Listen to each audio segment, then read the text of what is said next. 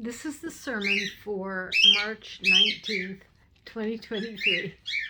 I don't know how my cockatiel knows when I'm starting to record, but he knows somehow, and it's fascinating. So I'm going to read from John 9, 1 through 41, and I have edited the passage because it's a much longer passage, and it would take the whole sermon time just to read the passage. So I've done some editing to try to focus in on the parts that I want to talk about today. And my sermon is called True Blindness and True Sight. So first from John 9. Walking down the street, Jesus saw a man blind from birth. His disciples asked, "Rabbi, who sinned, this man or his parents, causing him to be born blind?" Jesus said, "You're asking the wrong question. You're looking for someone to blame. There is no cause and effect here. Look instead for what God might do. Work for good while the sun shines. When night falls, the workday is over." Then Jesus makes mud and uses it to heal the man's eyes. Jesus told him, "Go wash at the pool." The man went and washed and saw. Soon the town was buzzing. Everyone seemed to be hedging their bets on this. "Looks like him, but it can't be. He's blind." Finally, the man said, "It's me, the very one." The people demanded of him, "How did this happen?" He simply said, "Jesus." Well, the man not keeping track of Jesus' whereabouts isn't good enough. So the people marched the newly seeing man to the authorities. The authorities demand, "So where is he?" The man answered, "I don't know."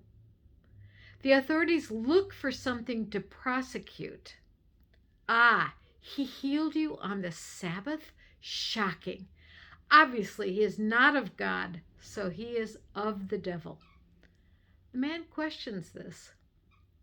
The authorities came back at the man. "You're the expert. He opened your eyes.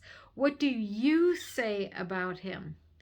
The man suggests maybe he's a prophet. The authorities responded, "No, no, no, that can't be." They decide that this is all a sham. The man was never blind. So they called the parents of the man. They asked him, "Is this your son, the one you say was born blind? So how is it that he now sees?"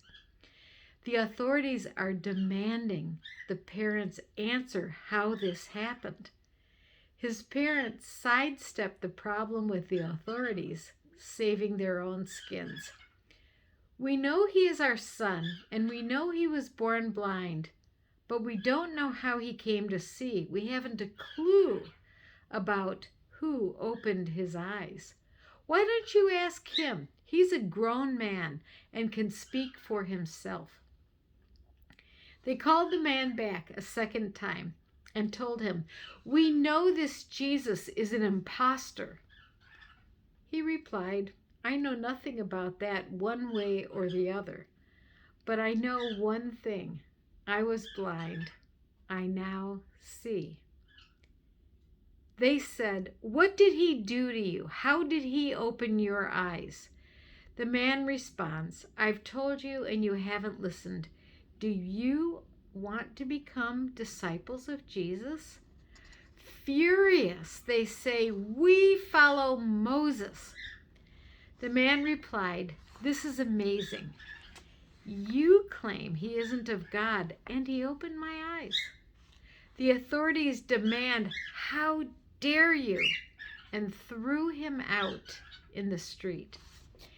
Jesus observed, "Those who don't get it are being hardened in their stubborn ways. It's almost as if they are blind." Well, this story from John 9, and I encourage you to read it yourself. The problem with some of these longer stories is that we get lost, we get snagged on details, and then we lose the main movement of the passage and the main ideas in the passage. We get hung up on these details. So I encourage you to read it, but try to gloss over things that don't quite make sense and just follow the main idea. So it's so delightful that Jesus observes those who don't get it are being hardened in their stubborn ways. It's almost as if they are blind. There are so many reversals of who sees and who doesn't see, who's blind and who's given sight. The story doubles back on itself many, many times, and everyone is trying to sidestep the issue of the authorities. Who's responsible for this? And how could he be? And he can't be, and therefore you're going to be punished. It's really a fascinating story. As always, always, Jesus simply heals the man, rubbing mud on his eyes. Probably that was a common treatment at that time when there wasn't science as we know it. Everything was magical. Everything was hoped for. They didn't know what caused what, but they're still looking for what caused what. So, yeah, everything that happened was because of something else in their minds. You could blame who sinned, this man or his parents, causing him to be born blind. If life were only that easy and controllable. This bad thing is someone's fault. Let's find those responsible and punish them. You can insert your own swear words there, because somebody has to be responsible, and we're going to take care of this. I remember when a hurricane came onto the coast of the U.S. I don't even remember where it was. Louisiana, maybe? I don't know. But one of the televangelists said it's the fault of those lesbians, those feminists, those gay people, those liberals, and they need to repent, and then we won't be hit by hurricanes. Well, again, it's looking for blame, because if you can blame, then you can apparently have control.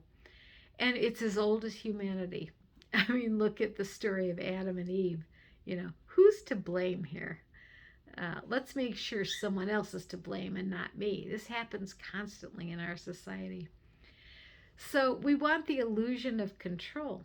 Everyone except Jesus and the man were afraid of the authorities, and the man himself sidestepped it as long as possible until they grabbed him and threw him into the street. He had gone too far by saying, "Do you also want to be Jesus's followers?" He asked questions, but they took it the wrong way, I guess.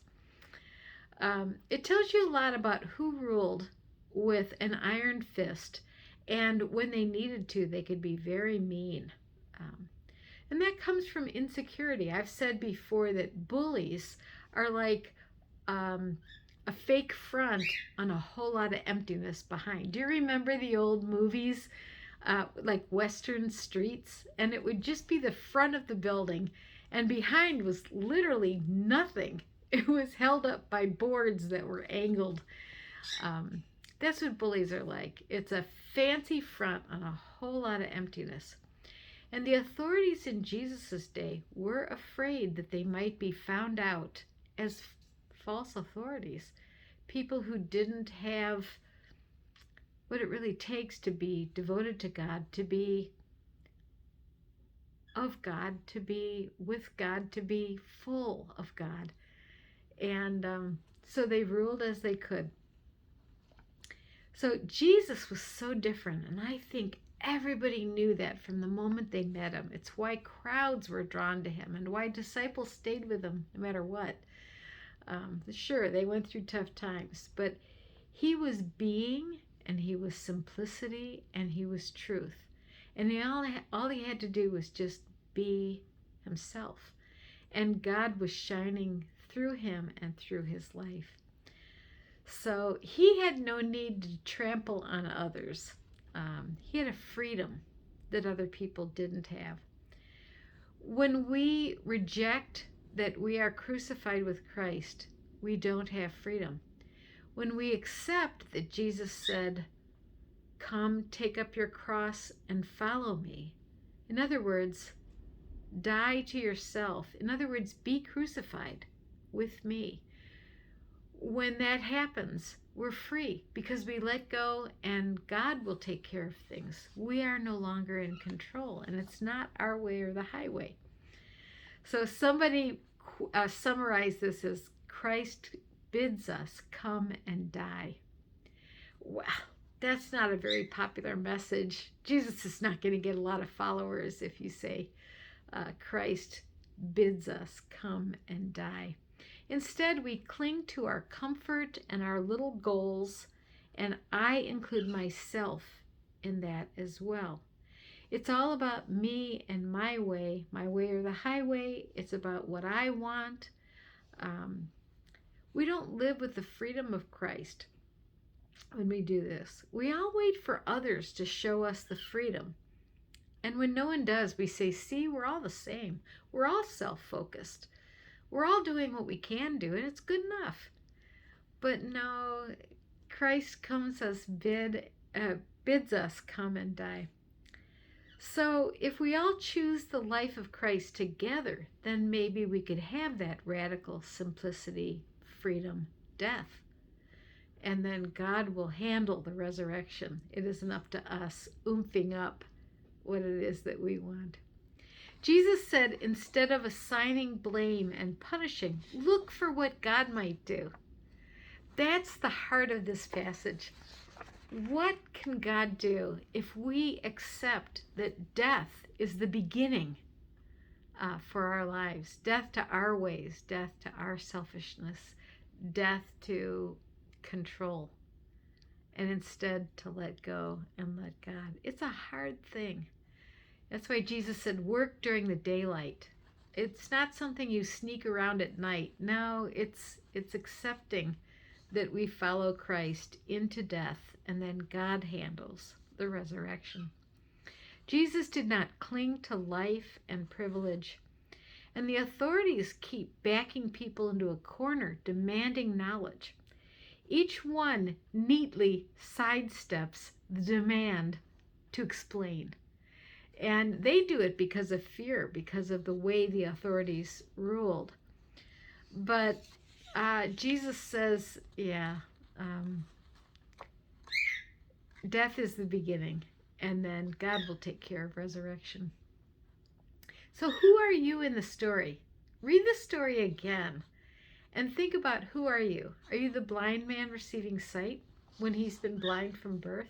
Are you the parents saying, yeah, he's our son, and he was blind, he was born blind, but we don't know. It's not up to us. Ask him, he's of age. There's such great humor in the story as well. He's of age, ask him what's going on. Everyone's demanding an answer.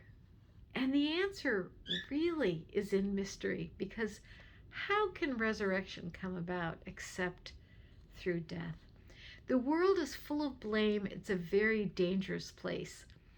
And the man's simplicity, I was blind, now I see. That's really all I can tell you. I love that he is evidence-based. I want that too. I want to know what really works. And what I've been learning is that mindfulness makes all the difference. When we let go of ego, which is our own small sense of control, and blame is part of that control, when we let go of that, then God can work wonders through us, and we can look for it. We can look for how God is working wonders. Do you remember last week I talked about the Samaritan woman at the well? And Jesus reverses the request several times. Again, you have this back and forth. And eventually, Jesus says to her, if you knew the generosity of God, you would ask me for water, and I would give you living, gushing water, all you need and more. No more dipping a cup and getting a little dribble in a dry and weary land. So, much like the Samaritan woman, John presents the man born blind. I can't tell you what's happened. Yeah, ask God. I think in a way he's saying, ask God what happened. I was blind and now I see. And the authorities, who were convinced they could see and no one was going to tell them otherwise, they were blind. And Jesus just shakes his head and says, huh, it's really not what you would expect. So we're curious about what God might be doing if we wake up to it, if we become aware. The world does not get better and better and better and better and constantly up, constantly moving toward the better. Instead, there's peaks and valleys. There's up and down. There's death and there's resurrection. And if you want a life that never changes, never goes through the dark, dark valleys, you can have that. But it's death. It's death that is the same always. And so, yeah, we believe in a world that is constantly getting better. And what we're doing when we do that is to wreck the planet and to not pay attention to what God is doing. Let's look for what God might be doing, especially when we're willing to come and die. Amen.